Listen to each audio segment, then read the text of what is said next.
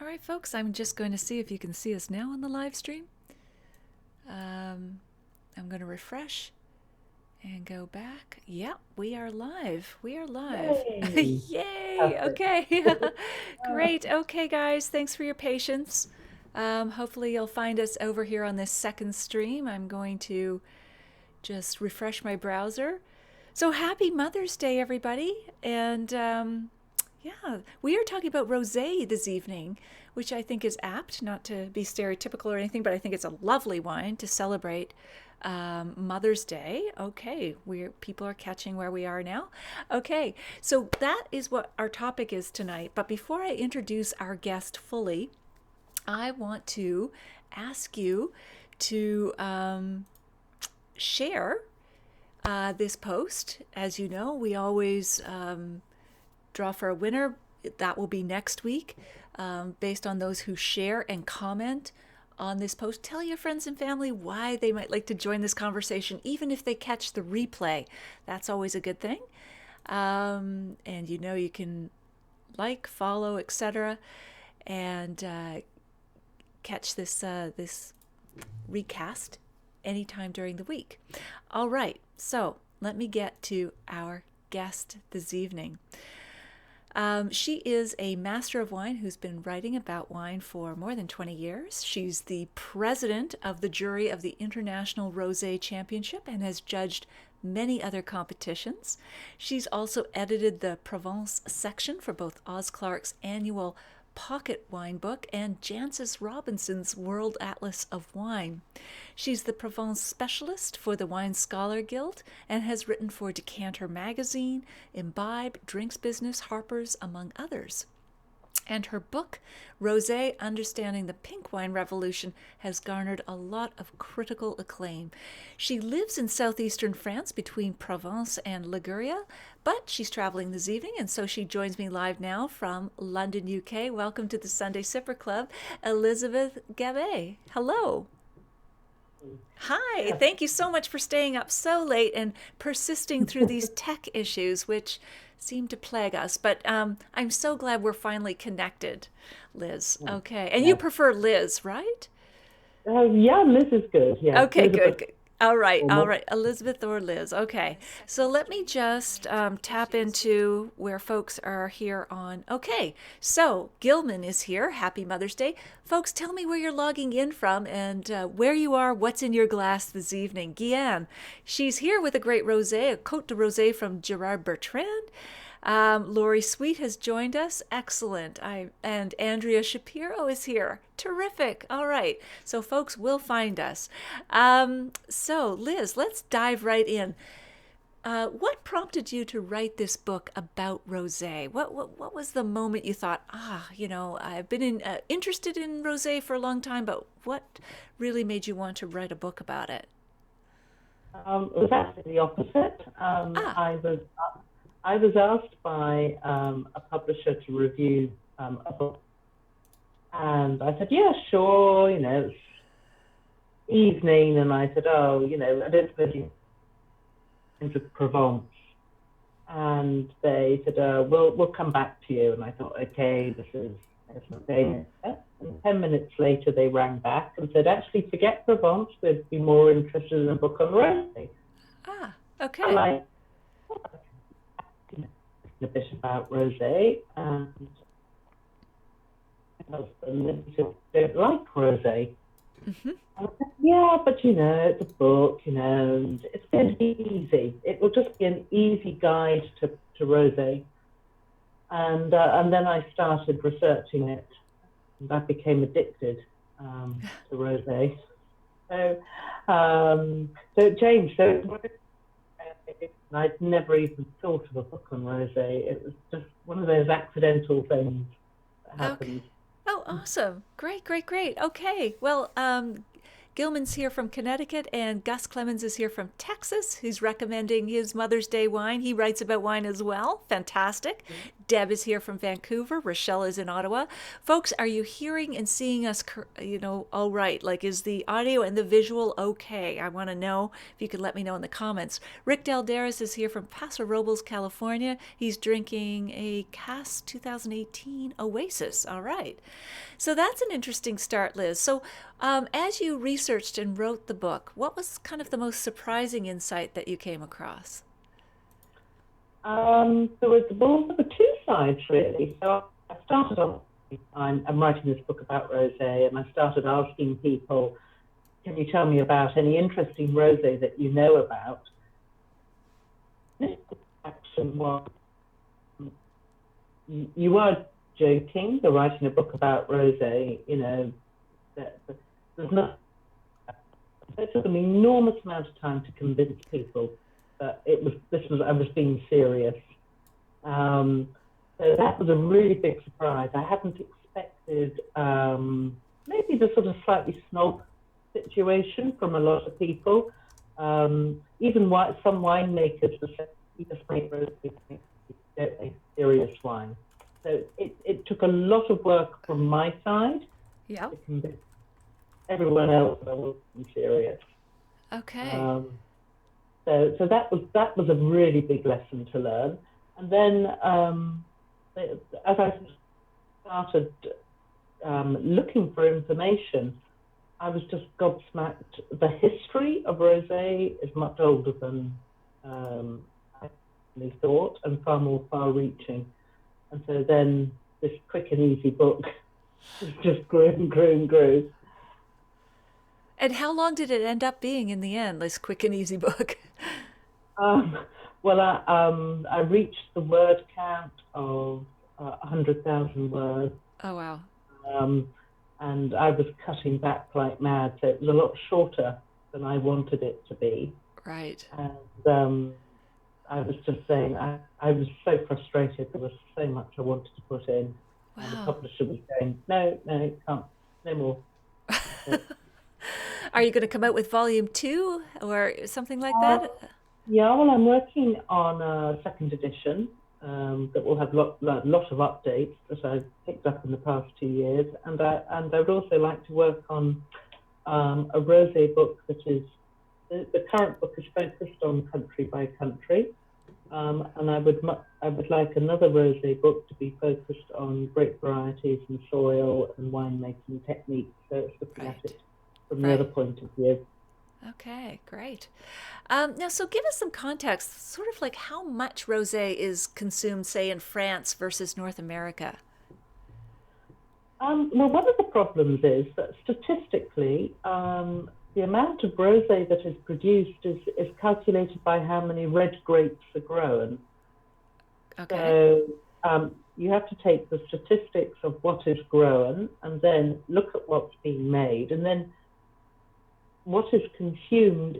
They also include, chasers with fruit juice added and other things. But in France, it's a third of wine consumed is rosé. Wow. A third. Wow. Yeah, I mean, it really is quite high. But as I say, it can include these chasers and fruit additives. And America is fast coming up. I think it's about 12 to 15% is now rosé. And do you group White Zinfandel in there too? Yeah, well, I would, whether the statistics do or not, it's very, very difficult because the statistics aren't hard and fast. So you're looking at sort of approximate, and then it's always a couple of years out of date. So you sort of have to guesstimate, really. Right. But it is growing, yeah. Okay. And so what's the key thing? I would think quality is driving the rise in production, but what specifically have producers done to improve wine quality for rosé? Well, this is a multi-million-dollar question, really, because how do you define quality in rosé? And there has been this big thing that if it's pale and dry, means it's better. And people become obsessed with this. Yes. And I really disagree with this completely. So I think it's very much, if you're looking at quality, they winemakers are learning established earlier to have pressure acidity. Um, whereas before maybe they would harvest it a bit later to get the fruit. Sorry, So I it's didn't getting catch that. So it used to be they started picking how ripes. originally the lot of is connected, so they harvested it increasingly harvesting earlier. Right. So, yeah, Liz, you're really muffled. It's cutting in and out, so I'm not quite Ah, sure we can still hear you because it's just really jumpy. So yeah. I think, Liz, I think it would probably be better if we reschedule because it's just too jumpy. People are not okay. quite hearing you, and you've got so much good content and insights to share with us that I'd love to sort of reschedule with you when you have a better connection. Okay. All right. Yeah, thank you so much for staying up late. I know it's like 11 p.m. in London, UK, and I appreciate that. Yeah, very choppy. Yeah. So they're all interested, Liz. They want you to come back, but it's Okay. just cutting in and out too much. So I will be in touch with you on email. All right. Sorry about that. Oh, no problem. No technology. It's gonna do what it's gonna do. Okay. All right. All right. I'll say goodnight for now, but I'll be in touch, Liz. All right. Thanks. All right. Okay, Bye. thanks you. Thank you. All right, guys, stay tuned because we'll still keep going here just to answer your wine questions or Mother's Day wine questions. Sorry about that. She's in London, UK, and I am learning that the connections can kind of be brutal when I try to get guests in from Europe. There's so many experts in Europe, based in France or wherever. I really want them on the show, but it's just so tough when we actually get into this. Um, but thank you so much for sticking with this. Um, Deb and Rochelle and Fred, hello. Happy Mother's Day, or to the mother you know, Fred. So, I mean, she just had so much. I had so many good notes here. So, guys, is there anything you'd like to chat about with Rosé? You got a favorite or a Mother's Day wine? I'm probably going to wrap this up a little early tonight, but I should, while you're here, look at who was sharing our last video with Suzanne. As a result, I think the whole scheduling the event with Facebook also doesn't quite work. It just, I don't know what it does, but I think I'm just going to go live from now on. And if you have followed or liked the page, you'll get a notification from Facebook that we're live because the scheduling thing is wonky too. But I'm going to go back now to our chat with Suzanne about Bordeaux because she generously offered to give 3 of her books, 3, which is pretty nice. So why don't I look that up now and choose 3 of you and maybe even give preference to those who are live right now. But let me go back and see who was sharing and commenting. So we will reschedule this one. But Liz's book on Rosé is fabulous. She covers the whole gambit on that. And there we are. Let me look up the shares here on Suzanne's. Oh, we have quite a few. Lane, Bruce, Peter. Okay. So why don't we pick 3 of you? Jane Staples, Elaine Bruce, and Peter Nielsen. Now, Jane, Peter, and Elaine, all getting books about China's lust for Bordeaux and the threat to the world's best wines. Hello, Sam. Hi. Yeah, Deb, it was interesting. 1/3 of France's consumption is rosé. Now it's 15% of North America, but we are by no means caught up to them. There's so many interesting facts. Like, I can share a few more if you like. The U.S. consumes 43% of Provence rosé exports. what else did I have for you? Of course, White Zinfandel really propelled the growth in rosé in the U.S., and that started with Suterholm, and Bob Trinchero in the 1970s, when he wanted to sell the runoff juice from making red Zinfandel. I so love that, Domain's Otts with that bottle that goes like this. It's called Hamptons Gatorade. In New York, the vacation spot for New Yorkers is the Hamptons. And they're all, it's one of the most expensive rosés. But Marcel Ott, really revolutionized dry rosé in Provence in the early 20th century. But as she said, I think the quality revolution is more that they've planted grapes with the deliberate intention of making rosé and not red wine and some derivative of whatever we have left over from the red wine production goes into rosé. That's been huge. The experimentation, of course, and the obsession with color, which is why they're almost always in clear bottles, and one of the reasons why rosé isn't really built for aging. There are some exceptions, as always.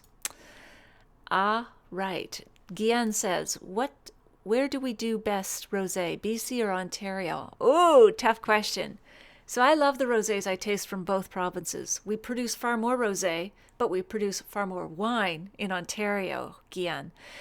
But I would say quality-wise, they can duke it out. Your best rosés from Ontario, your best rosés from BC. I would call on Sam to name his favorite rosés from BC. In Ontario, my goodness. Malivoire is famous for its Ladybug, and Vivant and Moira rosés. Who else is famous for rosés? Toss,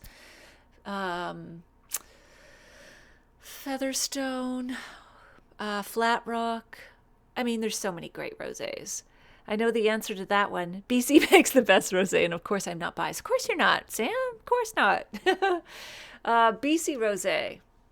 Let's name some good ones out there, Sam. See, I don't get to taste as many BC rosés, right? I get some samples, but there's hardly any in the LCBO, so I just don't get a wide perusal. Oh yes, Deb, you would know. I think what's interesting in BC rosé is that they are employing different grapes and blends, as well as making rosé like Malbec, from Malbec, Gamay, and White Cab. Yeah, Cab Sauv rosé. Sorry. So, Deb, what are your favorites? You've tasted more BC rosé than I have as well. Okay, guys. The technology just gets to me. So, trying to make the best of a situation here. But I'm going to change some things. I'm going to change not scheduling.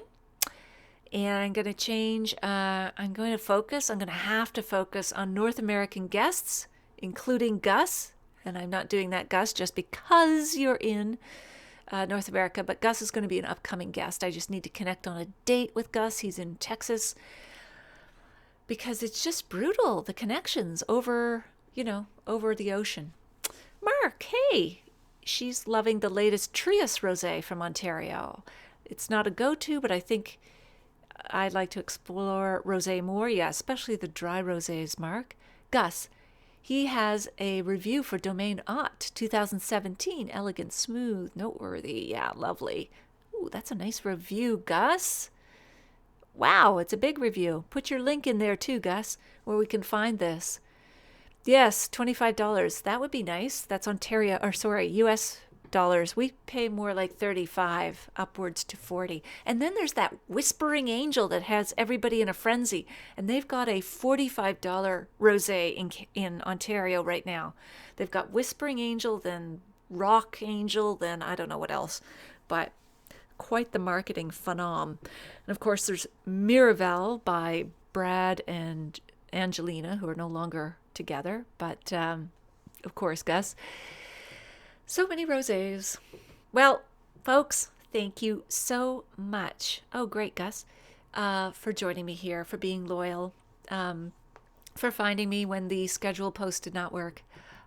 We will be back. I think we're going to go live weekend after the long weekend. So I think it's going to be 3 weeks from now, pretty sure, because I didn't want to schedule on Victoria Day. At least I hope I didn't, because y'all will be on vacation, and I should be too. So we will have a great guest coming for you. And lots of great guests coming up. I'm booking now, like right into October, which would be perfect timing for you, Gus, because I'm trying to avoid winemakers focusing on wine writers during that time because it's harvest. So I've been saving you for that time slot. All right, guys. Thank you. Happy Mother's Day. Thank you for joining me. Great, Deb. Oh, good recommendation from Monte Creek. And I will see you again in about 3 weeks' time. Take care. Bye for now.